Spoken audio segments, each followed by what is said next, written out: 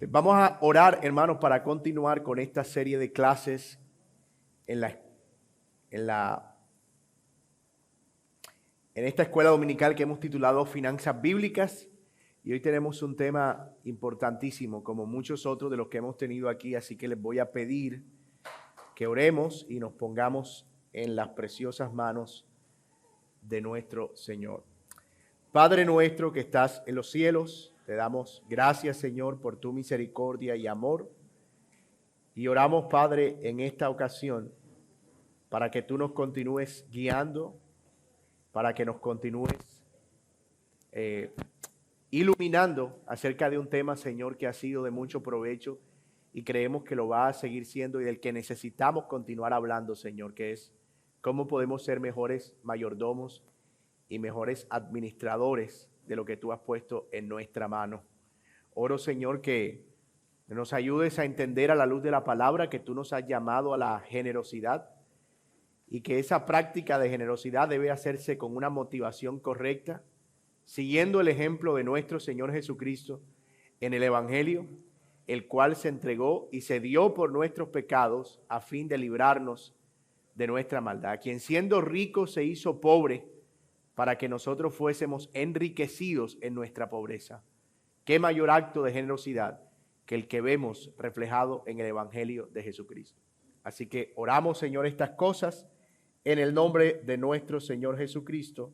Amén y amén.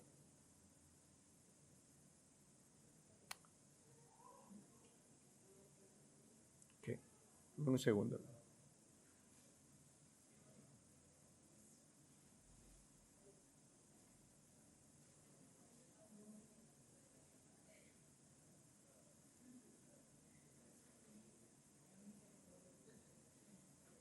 Ok. Finanzas bíblicas, deberes financieros hacia los demás. A manera de recordar, y miren todo lo que hemos visto ya, ¿verdad?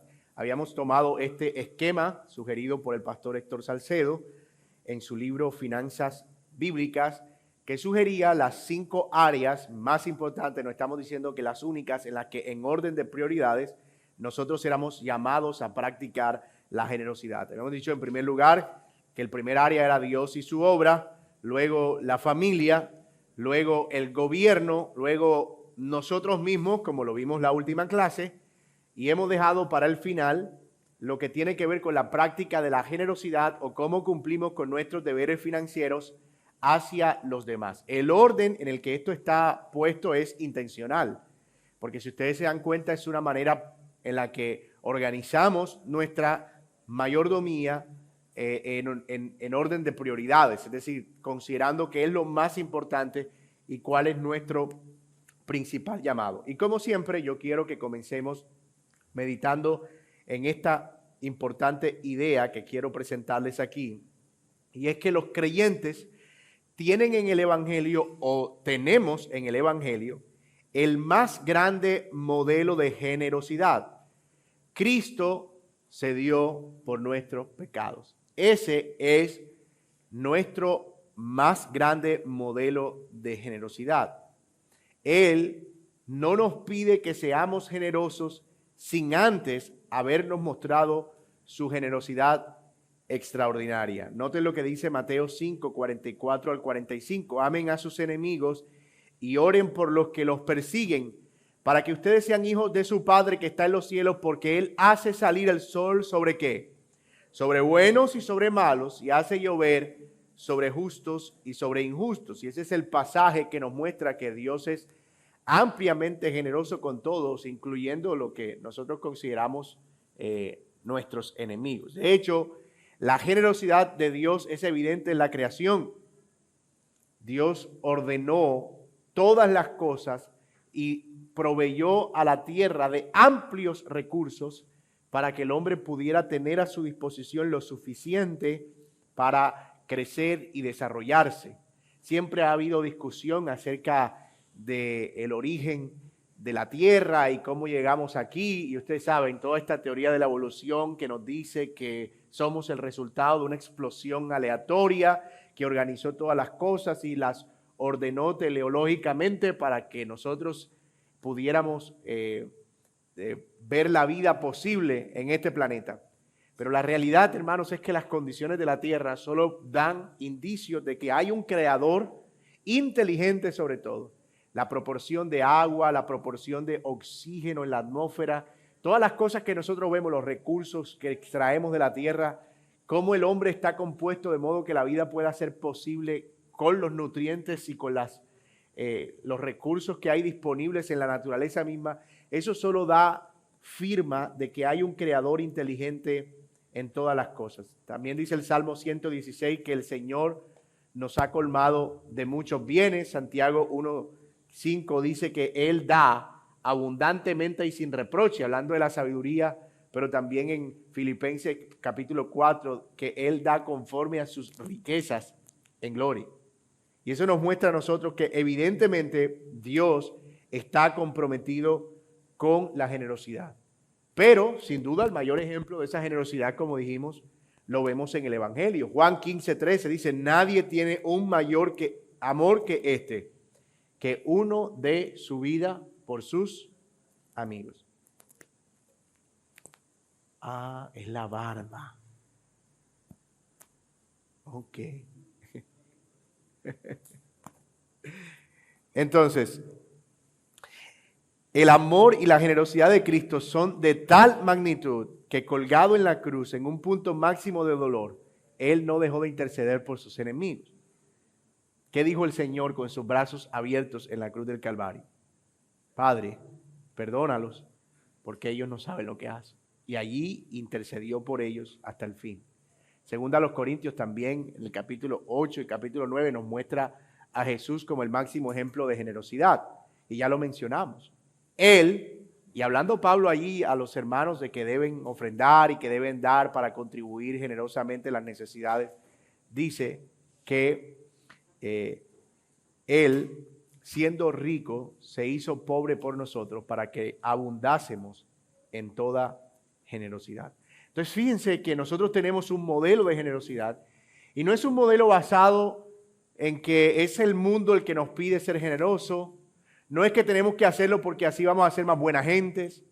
No es que tenemos que hacerlo porque es la manera en la que vamos a aparentar que estamos haciendo el bien. No.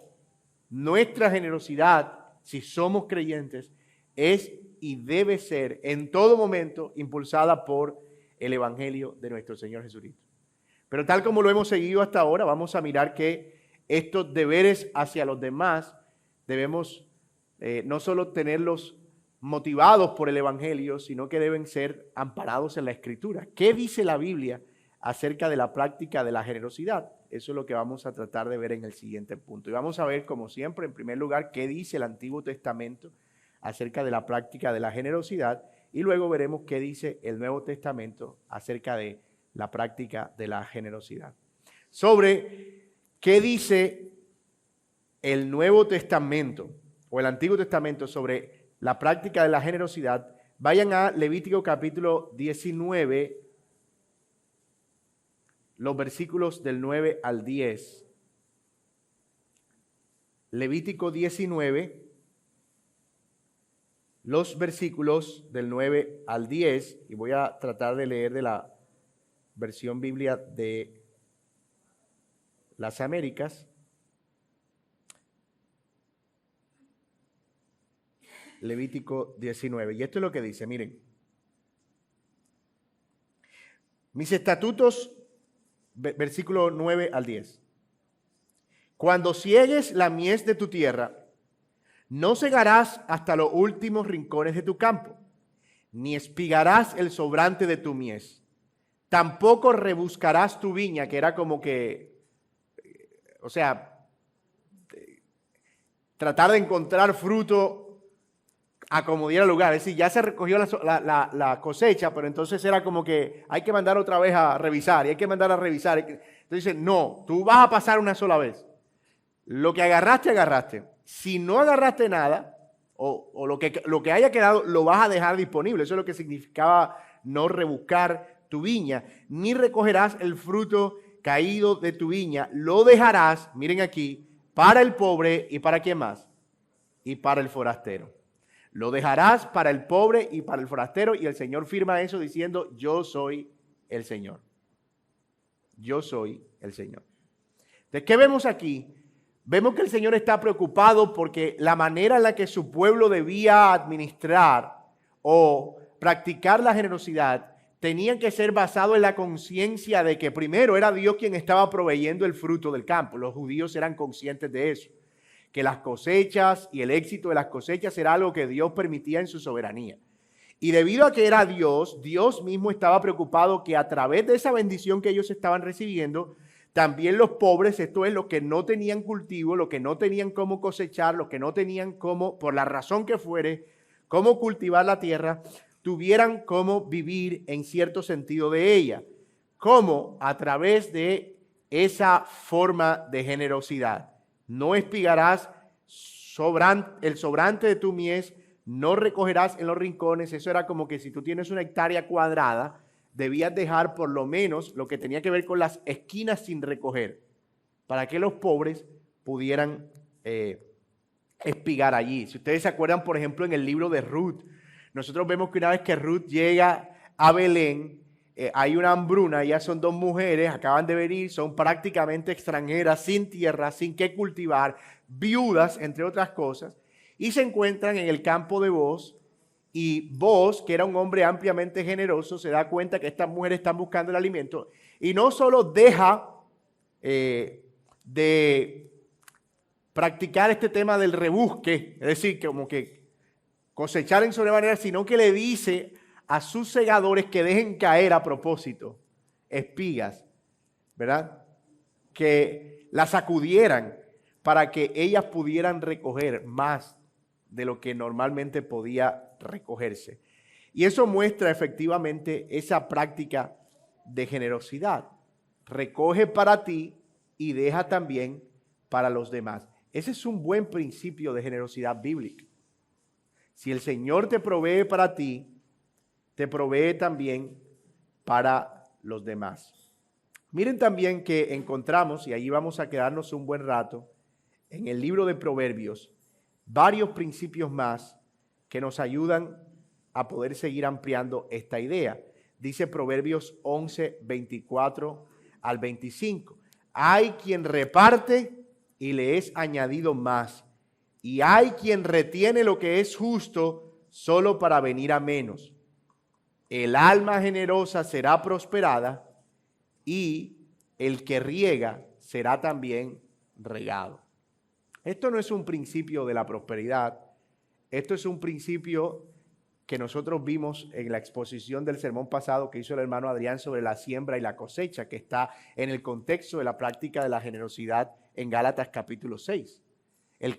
El que siembra, recoge de lo que siembra. Y todo lo que el hombre siembra, eso mismo segará. Y el Señor ha dicho, el que siembra en generosidad, pues va a cosechar esa misma generosidad. Pero el que siembra en cerrar su corazón, en no practicar la generosidad, va a cegar también exactamente lo mismo. De nuevo, no es un principio como que yo doy para que Dios me dé.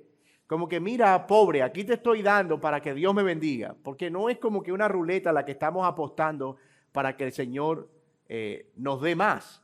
No, es simplemente que estamos aquí entendiendo que Dios está viendo esa práctica de generosidad y el Señor va a seguir bendiciendo porque un alma generosa está haciendo bien.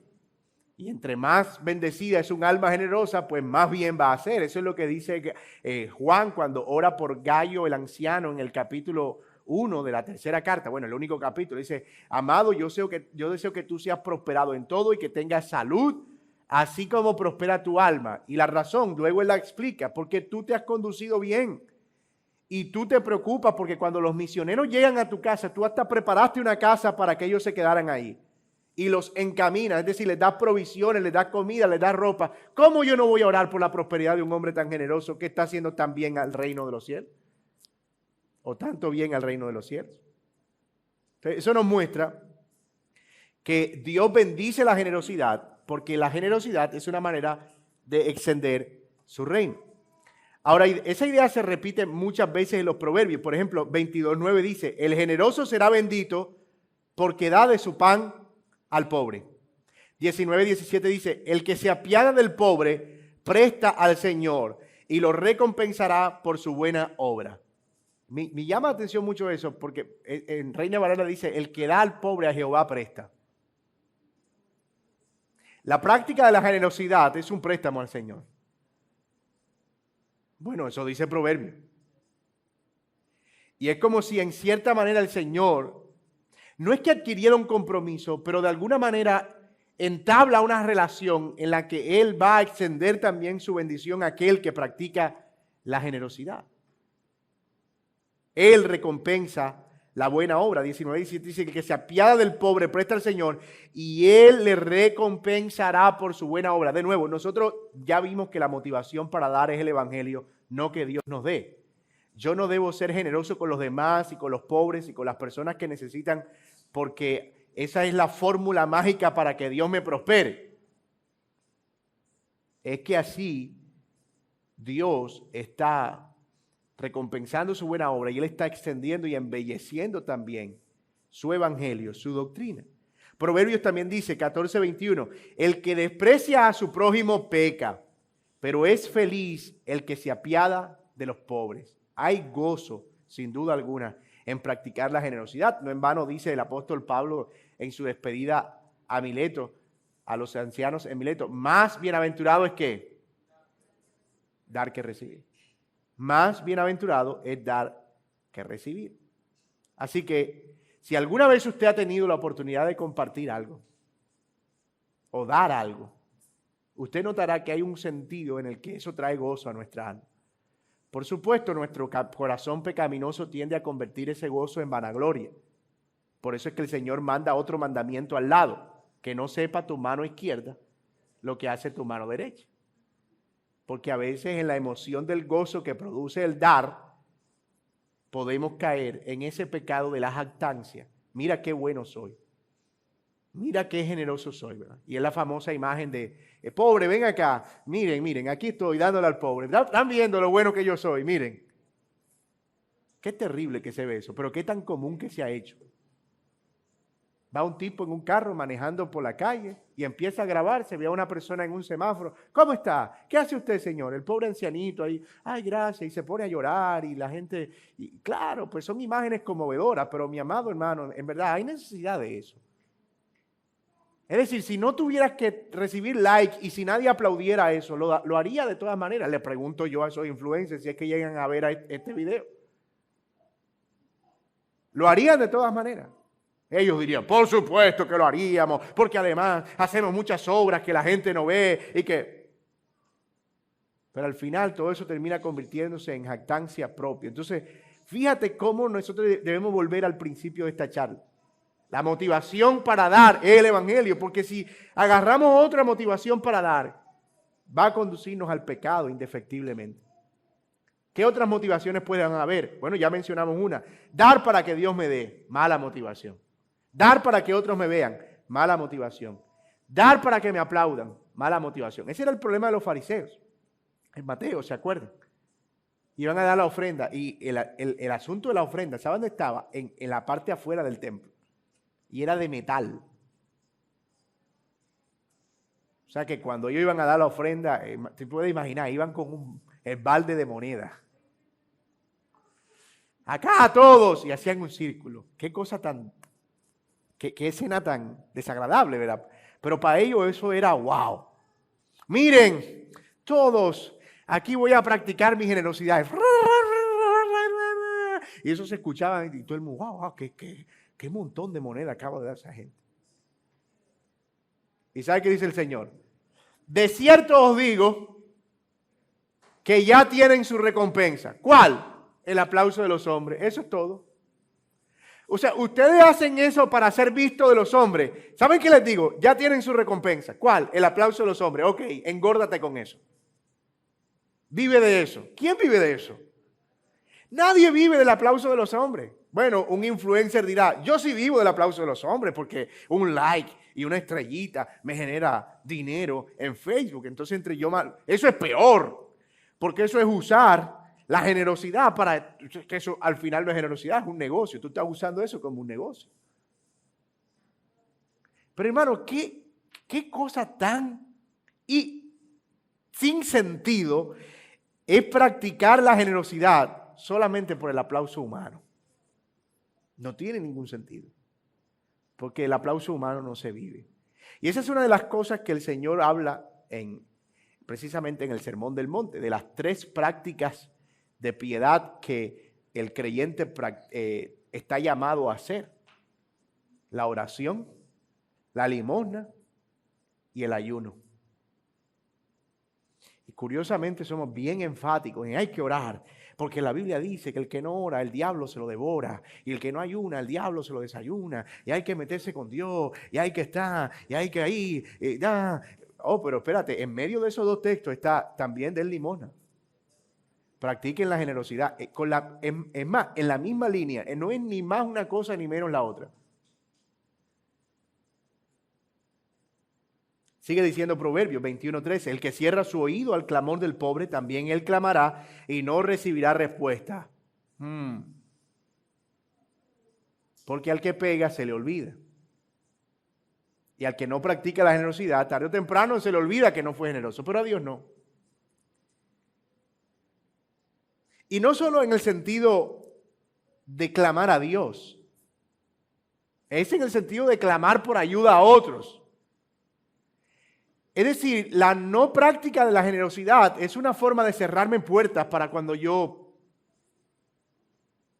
caiga en alguna desgracia financiera. Pero el generoso siempre va a tener quien le extienda la mano. Cuando clame, va a tener a alguien que le auxilie. Va a tener a alguien que pueda estar ahí para socorrerle. Así que no solo es que clame a Dios y Dios no oye, sino que muy seguramente cuando pida ayuda no va a encontrar ayuda a su alrededor. Las personas que retienen más de lo que es justo, que normalmente son egoístas, que, hermano, mueren solas y amargadas. ¿Sí? Al final ni los hijos lo quieren cuidar. Ni los hijos le quieren dar tiempo. Porque todo lo que el hombre siembra, eso mismo segará. Ahora, nosotros no debemos devolver mal por mal. Eso no aplica aquí para los creyentes. Nosotros no tenemos, es que él fue un mal padre, entonces no, pues eso no. Así no funciona con nosotros los creyentes. Nosotros lo vemos como una oportunidad de hacer el bien. Pero no cabe duda que es una regla universal, que obviamente lo que hace el cristianismo es hacer algo extraordinario, es amar al enemigo, es servir al que no sirvió, es ser generoso con el que no lo fue, eso lo hace el Señor. Pero la regla está ahí.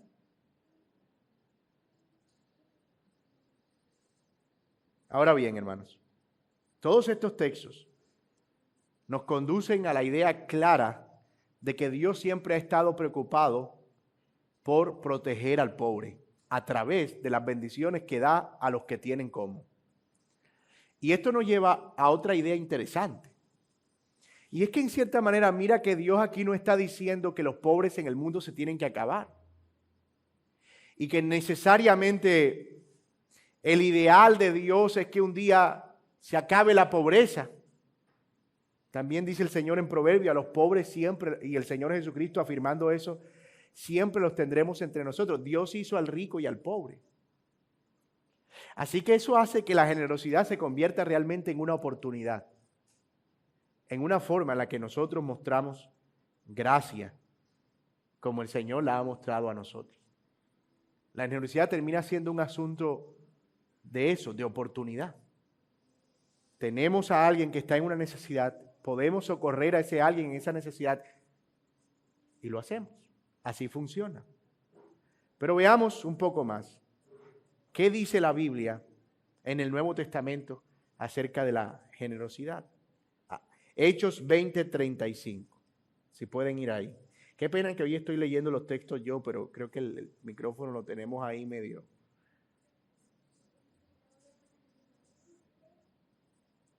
Hechos capítulo 20, versículo 35. Miren lo que dice este pasaje.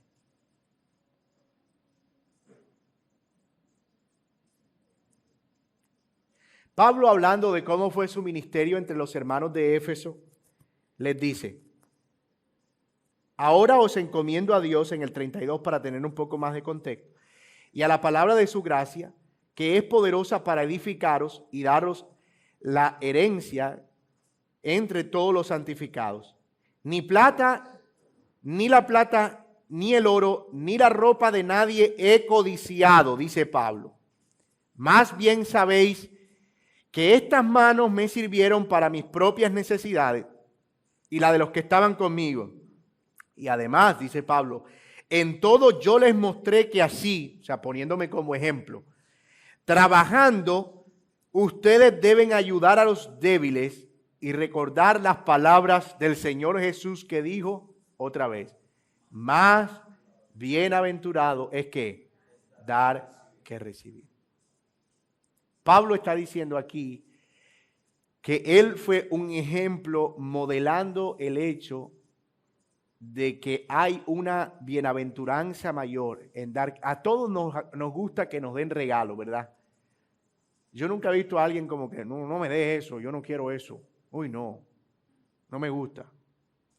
A todos nos alegra, aunque a veces disimulamos esa alegría. No queremos que se nos note. Pero a todos nos gusta que nos den regalos.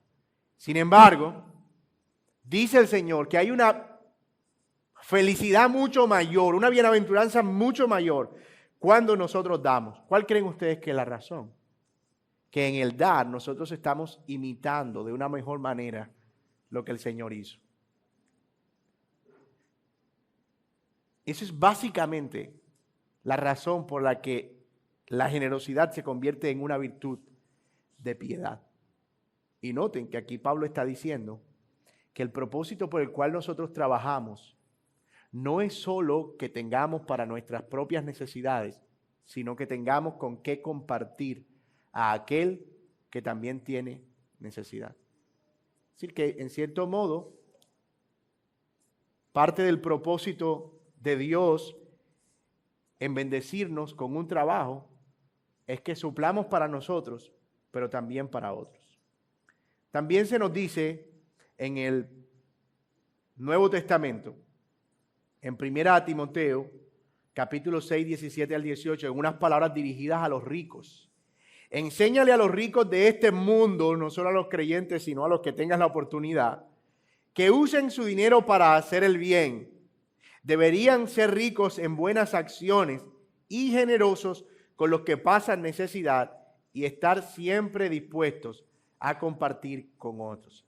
Las personas con bienes de este mundo son llamadas a abundar en buenas acciones. No es que las buenas acciones nos salven, eso lo hemos repetido hasta la saciedad, especialmente en esta carta a los Gálatas, pero sin duda alguna hay un propósito en el que cuando nosotros damos estamos reflejando algo de la belleza del Evangelio y de la bondad del Señor. Así que deberíamos nosotros también preocuparnos por reflejar, por ser luz, por hacer evidente la fe que tenemos a través de nuestras buenas obras. Esto también implica que las personas deben ser fáciles de convencer, que la generosidad no debe ser algo que tiene que ser algo que nos obliguen, o que no, tienes que darme un discurso muy bueno realmente. A mí para que me saquen algo tiene que ser que me muestren exámenes médicos, que realmente hay una necesidad, que me muestren, pero yo así para dar, y yo entiendo que uno llega a crear cierto sentido de desconfianza, especialmente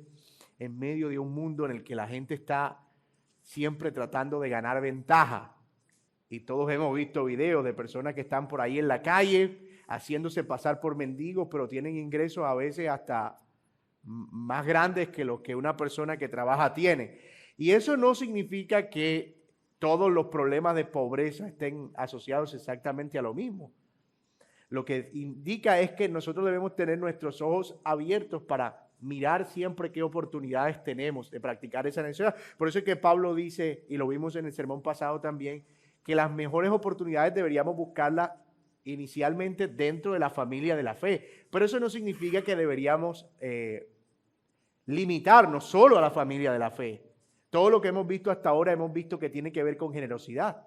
Hay que tener generosidad, excepto al gobierno, pero hay que tener generosidad Sí, porque tú al gobierno le pagas los impuestos. Tú no, yo voy a ser generoso con el gobierno. Mira, a mí la retención me llegó en 1 millón, pero yo quiero dar 2 millones. ¿Cierto? El impuesto es una tarifa fija, pero el resto, los deberes hacia la iglesia, generosidad. Los deberes hacia nuestros padres, generosidad. Los deberes con nosotros mismos, generosidad. Los deberes hacia los demás, generosidad. Los deberes hacia el gobierno, deber. Pero todo tiene que ver al fin y al cabo con generosidad. Entonces debemos tener nuestros ojos bien abiertos para buscar oportunidades de practicar esa generosidad. ¿Se acuerdan de los Filipos? Los de Filipo, los filipenses o los de Filipo. Pablo estaba preso. No tenía cómo recibir dinero porque, entre otras cosas, servientrega y efecto y era complicado en esa época. Entonces, ¿cómo hacemos para enviarle dinero a Pablo en su prisión? Era un complique, además porque ellos estaban exponiendo también a ser perseguidos de la misma manera que Pablo. Pablo tenía cómo defenderse, pero muchos de ellos tal vez no tenían cómo. Además, Pablo estaba en una misión específica. Entonces ellos decían, que Dios nos dé la oportunidad, o sea, ¿cómo hacemos? Y empezaron a acumular sus ofensas. Esto va a ser para Pablo. Y lo guardaban, y lo guardaban. Y el día que tuvieron la oportunidad dijeron, aquí está un hermano que va a visitar a Pablo en la cárcel, llévenle este donativo. No, pero eso es mucho. Yo no sé cómo lo vas a esconder, pero tienes que llevárselo. No nos puedes privar de este privilegio. Y cuando Pablo lo recibe, dice, yo sé que ustedes querían hacer esto, solamente que le faltaba la oportunidad. O sea, ellos estaban buscando oportunidad para la generosidad. Y aquí voy a un principio del Nuevo Testamento o de la generosidad muy importante. Y es que la generosidad no debe practicarse por improvisación. La generosidad que es reactiva normalmente no trae gozo al corazón. ¿Cuál es esa generosidad reactiva? Esa de, ¿me ayudan? Ay, esa gente sí molesta, cógeme. No planificada, no planeada, no trae gozo, trae amargura. Eso no es generosidad, eso es quitarme a la gente de encima. Y cuando obramos de esa manera, no estamos obrando generosamente. La generosidad es planificada. Acabo de identificar una necesidad. Voy a programarme para poder suplir esa necesidad. De acuerdo con mis posibilidades, por supuesto. Entonces yo voy a ver mi presupuesto y voy a revisarlo y a diseñarlo de tal manera que yo pueda darle a fulano este poquito. Esa generosidad debe ser programada, debe ser planificada. Por supuesto, habrán situaciones que nos tomen por sorpresa. Y nuestra reacción siempre va a ser,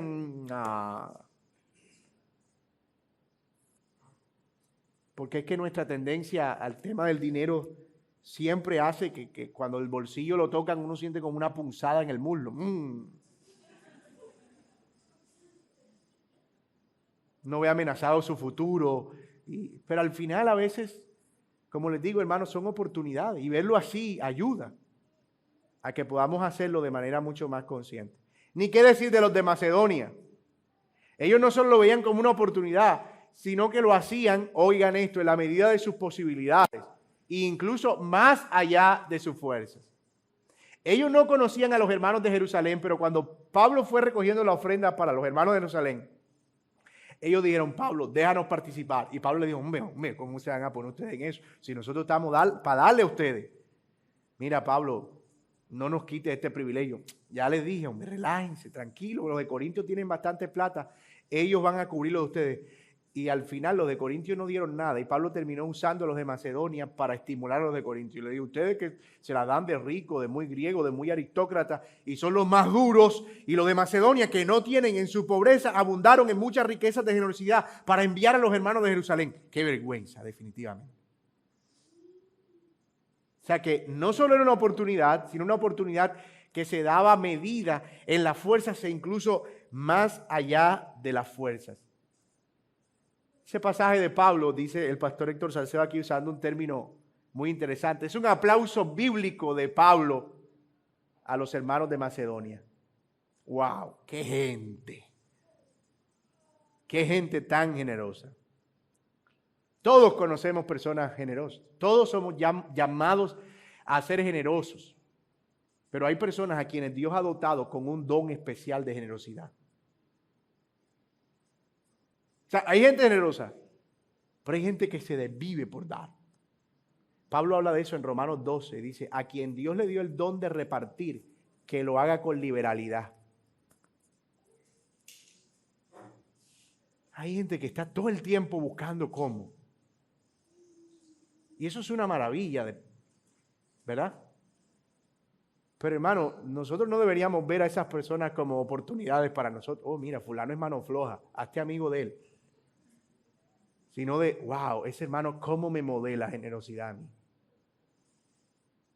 Hace poco tuvimos la oportunidad de recibir aquí a unos hermanos que vinieron de Estados Unidos y hubo algo que me impactó muchísimo. Esta no es mía.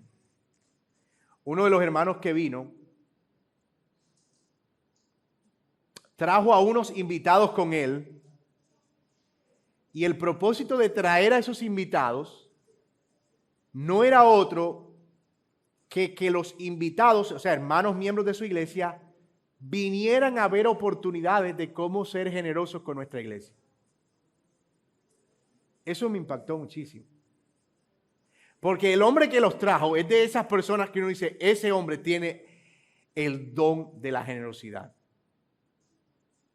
Y yo no estoy diciendo nombres, pero tengo por sabido que, gracias mi amor, que él sostiene a varios pastores en iglesias y obras y que tiene un negocio que diseñó exclusivamente para que ese negocio sirva para soportar la obra.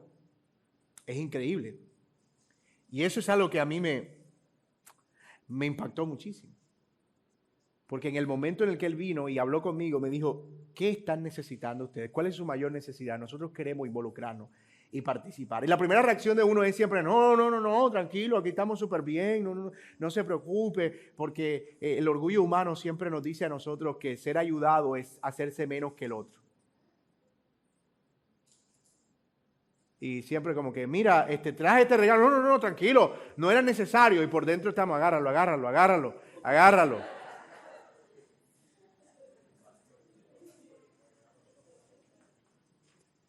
Sí le ha pasado, hermano, tiene esta ofrenda. Ay, no, hermano, no tenías que molestarte. Coge, hombre, no, agárralo y tal, que me la meta en el bolsillo, No, pero recíbelo hasta que quédese con eso, hombre. Ay, no, hermano, no era necesario. Ay, gracias, Dios mío, gracias. Hermano, debemos aprender a ver la generosidad como bueno, hermano, gracias, de verdad, gloria a Dios. Hermano, qué bendición. Gracias por haber sido receptivo y, ¿cierto? Ahorita vamos a hablar un poquito acerca del otro lado de la moneda, cómo debemos practicar generosidad protegiendo la dignidad de aquel a quien con quien estamos siendo generosos. Pero aquí siempre debemos estar dispuestos y receptivos a, Señor, gracias porque a través de la generosidad de estos hermanos, tú estás bendiciendo. Eso fue lo que hizo Pablo. Yo le recibo esto no porque tenga necesidad, sino porque es un fruto que abunda en vuestra cuenta. Es decir, esto es algo que ustedes están dando y no es algo que se trate de mí, se trata de ustedes. Y Dios les recompense conforme a su riqueza en gloria. Yo tengo todo. Pablo le dice, no necesito ahora mismo. Otras veces he estado aquí. Ahora no necesito. Estoy bien, digamos que estoy con todas las necesidades cubiertas, pero gracias, hermano. Esto es fruto de la obra del evangelio en sus vidas. Así debemos ver la generosidad. No siempre ponernos en la posición de, este hermano me quiere humillar. Este hermano se quiere mostrar como que el que tiene. No. Y a veces eso aguanta la generosidad. Uno quiere ser generoso, pero uno dice, bueno, no sé cómo lo vaya a tomar el hermano. ¿Por qué? Si eso es lo que dice la palabra de Dios. No sé cómo lo vaya a tomar, hermano. No. Ahorita vamos a mirar que eso obviamente debe tener un equilibrio, ¿verdad? Pero deberíamos nosotros siempre ser movidos a ese tipo de generosidad. Incluso, la generosidad no es solo en términos de dinero, a veces en términos de tiempo, de atenciones, de cuidado. A veces personas que dicen, hermano, ¿usted conoce a alguien por ahí que esté necesitando algo en lo que yo le pueda servir?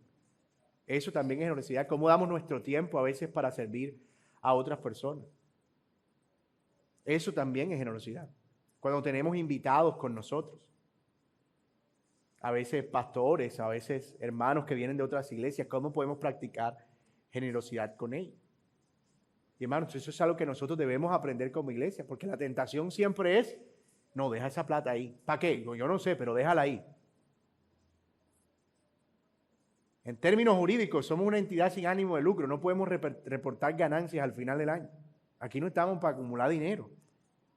Como iglesia, ¿verdad? Y como iglesia debemos aprender a ser generosos en ese sentido. Y queremos que el Señor nos ayude. Vamos a estar recibiendo pastores que nos van a estar visitando. Y una de las cosas que hemos estado hablando con el liderazgo es que queremos ser generosos con esos hermanos. Señor, provee, nos permítenos ser, ellos nos han bendecido de tantas maneras, con bienes espirituales. Nosotros queremos ser generosos con ellos, atenderlos bien, que coman bien, que puedan, en un acto de generosidad, mire hermano, esto es de la iglesia. Ha habido hermanos que han tomado iniciativa. Por ejemplo, tuvimos un hermano a quien le hemos entregado detalles y después me dicen, hermano, ese detalle lo tengo como algo en mi corazón. A veces son cosas que para nosotros pueden ser sencillas, pero por la generosidad a la que están vinculadas tienen una representación importante. Entonces, debemos, como iglesia, en términos generales también, aprender a ser generosos como iglesia. Y si ustedes pueden ver oportunidad de practicar esa generosidad a través de la hospitalidad, a través de el compartir con otros hermanos, hacerlo sin pensarlo, porque eso agrada al Señor. Así que hemos visto que a lo largo de las Escrituras, tanto en el Antiguo Testamento, Dios manda a practicar la generosidad porque Él es generoso. En el Nuevo Testamento nos manda a practicar la generosidad y nos da algunos principios acerca de cómo hacerlo, de modo que demos gloria al Señor, que no tiene que ver incluso con las necesidades o no de otra persona. A veces tú puedes ser generoso incluso con alguien que no tiene necesidad, como en el caso de los de Filipo que ya citamos. Debemos mostrarla mayormente con los que están en necesidad, pero a veces puede ser que no, ¿cierto? Y hermanos, eso también es diciente. A veces hay personas que están habituadas a dar y uno dice, ese fulano no necesita que uno le dé nada. Pero a veces una pequeña muestra de generosidad termina siendo para el generoso algo que ve con mucha gratitud también. Entonces podemos cultivar eso en nuestra congregación.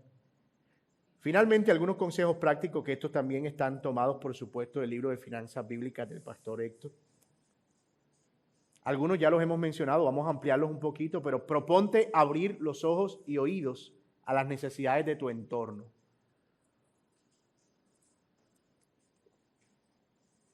¿Qué significa eso? Que a veces pensamos que para ser generosos tenemos que involucrarnos en un proyecto grande, como que vamos a ir a una comunidad y vamos a entregar comida o vamos a ayudar a los niños, y no necesariamente. La generosidad puede venir incluso por algo como, ya lo dijimos, tiempo. A veces es una hermana que está en alguna condición de salud y sabemos que se le dificulta arreglar la casa. Y podemos decirle, mira mi hermana, yo voy a salir temprano hoy de mis labores porque quiero ayudarte con arreglar tu casa, ¿verdad? A veces, por ejemplo, si estamos hablando de hermanas que no tienen esposo y hay un problema con la energía.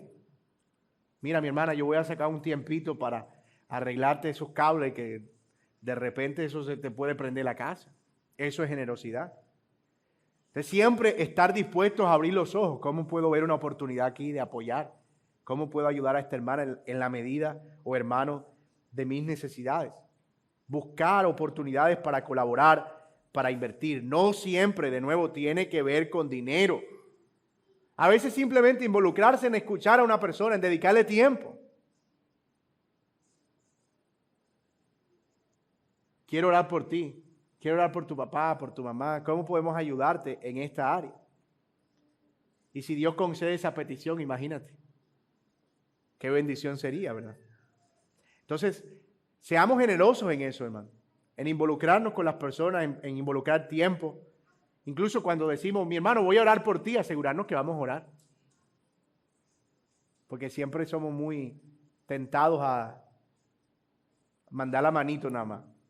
Es una cosa que he tratado de usar, es como que si digo, voy a orar, Señor, mira a esta persona ahí mismo, que está en esta necesidad, bendícela, Señor, ayúdala.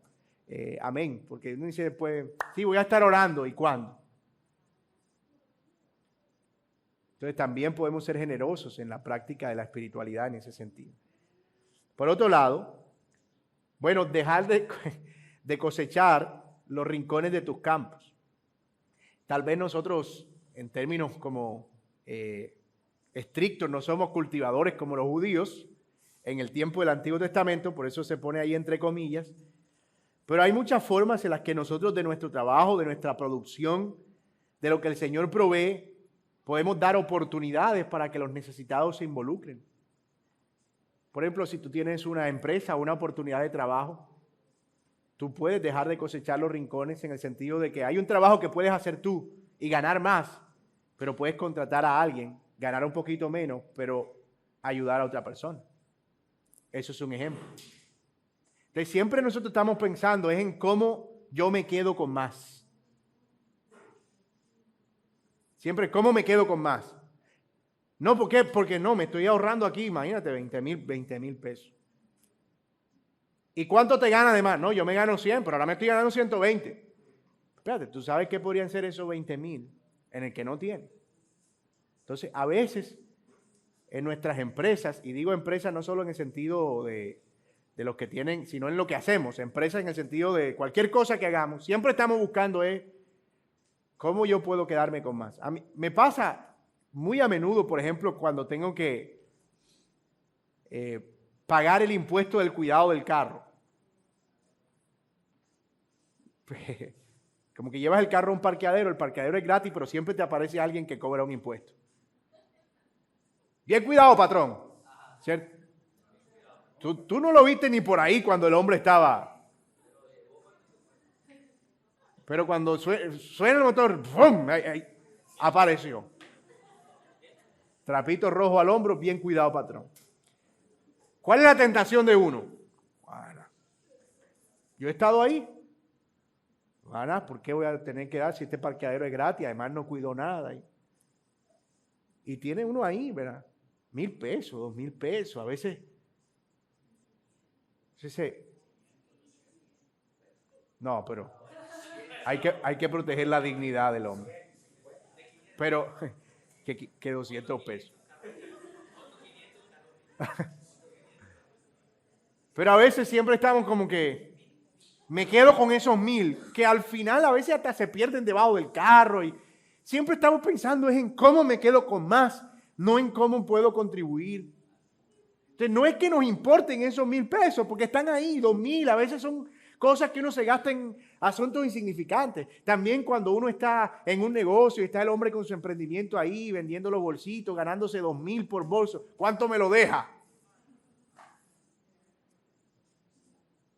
Creo que hablamos de eso en algún momento, ¿verdad? A veces, y es que uno siempre quiere tener la malicia indígena, uno quiere salir de ahí como que, oye, gané, le acabo de tumbar 2,000.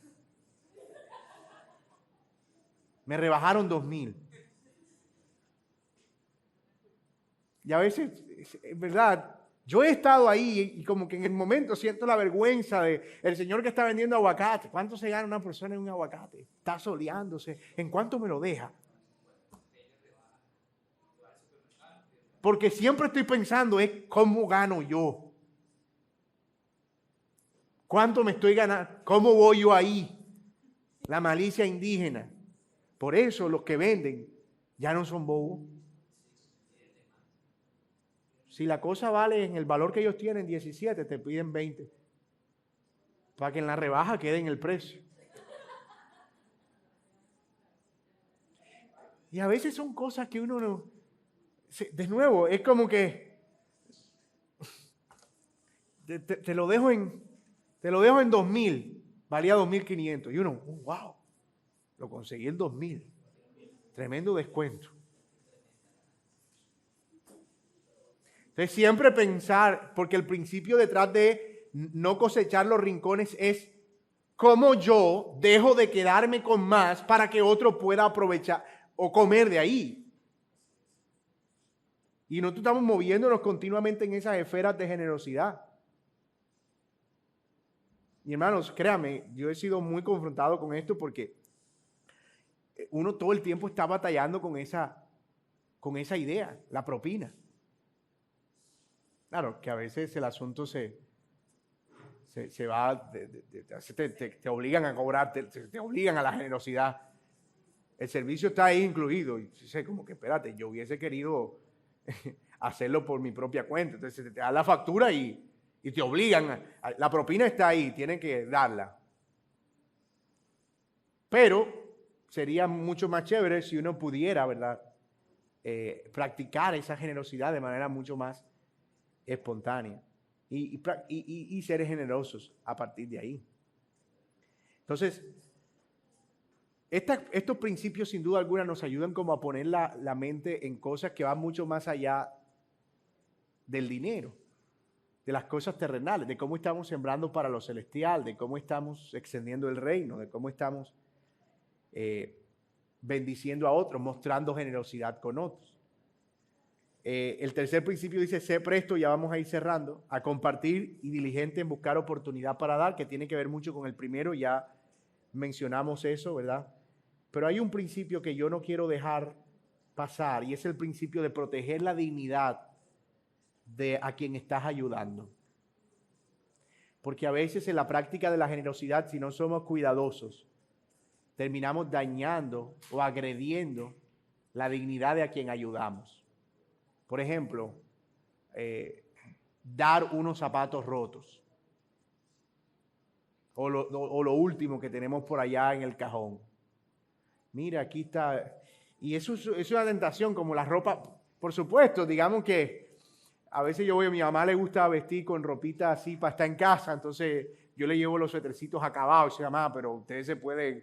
No, pero me gustan estos suétercitos. Bueno, eso es otra cosa. Pero a veces, como que intencionalmente siempre estamos buscando lo más regular son, lo que. Mira, estos zapatos aquí están viejos y pelados, pero aquí tienes. Y entonces, de alguna manera, no estamos protegiendo la dignidad de la persona. A veces el dar simplemente de lo que nos sobra, de lo que está por ahí, en no proteger la dignidad. A veces la forma en la que damos también, ¿cierto? Como que tú puedes estar dando, como que coge ahí. Es como ese sentido de, quiero que sepas que yo sí soy bueno, tú no. Yo sí soy buen administrador, yo sí tengo, tú no. Estás así porque no tienes, coge, porque no eres juicioso. Y hermanos, eso termina siendo una forma de dañar la práctica de la generosidad que debería realmente es agradar al Señor, no solo en el sentido de que estoy imitándole, sino que estoy protegiéndolo. O sea, piensen en la generosidad del Señor. El Señor no nos salvó de mala gana. Él mostró amor ahí, ternura, gracia. Y en la cruz del Calvario estaba, ya, están salvo ahí en nombre de Jesús. Consumado es, ya, vamos a salir de eso. No. Tanto estaba protegiendo su dignidad el Señor que intercedió por nosotros derramando su propia vida. Entonces, hermanos, debemos procurar siempre que vamos a practicar la generosidad, buscar cómo vamos a proteger la dignidad de la persona. Estos días estábamos precisamente hablando de eso en el grupo ECO y surgió esa conversación acerca, por ejemplo, de la práctica de la canasta familiar, que era una práctica que nosotros habíamos tenido y dejamos de lado en algún momento porque empezamos a hacer misericordia de otra manera, pero estábamos considerando en que esa es una muy buena práctica que podemos hacer como iglesia, pero es esa práctica que debemos hacer también con cuidado porque a veces se termina no protegiendo la dignidad de la persona. Entonces agarramos la compra y buscamos al hermano delante de todo el mundo. Mire, hermano, aquí tiene. Y sale el hermano con la comprita ahí como que, hermano, no todo el mundo tenía que saber que no he estado comiendo estos días, ¿cierto? Y a veces en el sentido de querer mostrar que es que sí somos generosos, nosotros sí damos. Aquí está la canasta para que ustedes vean que nosotros sí damos. Entonces, quisiéramos poder retomar esas formas de hacer misericordia, pero hacerlo protegiendo la dignidad de la persona a la que estamos ayudando. Esa es la razón por la que no publicamos las ayudas y misericordias que hacemos. Así que, hermano, aquí en el grupo le enviamos que le acabamos de enviar una ofrenda a la hermana fulana por misericordia. Eso es no proteger su dignidad, ¿verdad? Entonces, fíjense que incluso para dar hay que ser sabios. Hay que ser sabios. Entonces, mis hermanos, creo que estos principios nos ayudan a ver la generosidad con un poco más de sentido y a darle algo más de propósito. De modo que no solo podamos encontrar gozo en la bienaventuranza de dar, sino que podamos al mismo tiempo reflejar el amor, la benignidad y la bondad del Señor en esa misma generosidad. Y ojalá que el Señor nos mueva, impulsados por el Evangelio, a ser una iglesia que practica la generosidad, que nos preocupamos los unos por las necesidades de los otros y que renunciamos al egoísmo y al estar buscando siempre nuestro propio beneficio, sino más bien cómo puedo yo, desde lo que Dios me provee, participar a otros que están atravesando alguna necesidad. Así que, mis hermanos, vamos a orar y vamos a pedir la guía del Señor. Gracias, Señor, te damos por este tiempo y gracias por ayudarnos a entender este tema, Señor, que es crucial, importante para nosotros y que refleja tanto la belleza del Evangelio. Oramos, Señor, que nos ayudes porque ciertamente nuestro corazón pecaminoso tiende a convertir estas cosas, Señor, en pecado en nuestras vidas. Y es parte precisamente, Señor, de esa naturaleza caída a la que debemos resistirnos. Pero te pedimos, Señor, que en tu misericordia nos ayudes como creyentes a practicar generosidad con nuestros hermanos, y no solo con nuestros hermanos, sino con todos aquellos a quienes tengamos la oportunidad de proveer y de ayudar. Ayúdanos a abrir nuestros ojos y nuestros oídos a las necesidades de los hermanos, a las necesidades de nuestros vecinos y a las necesidades de otros, Padre, y que podamos en una forma de imitarte a ti, Señor, cubrirlas, Padre, y encontrar gozo en ellos, sabiendo que estamos reflejando el carácter de nuestro Señor Jesucristo. Te damos gracias por este tiempo, Señor, y oramos que sigas obrando en nuestras vidas para la gloria y la honra del Señor Jesucristo. Amén.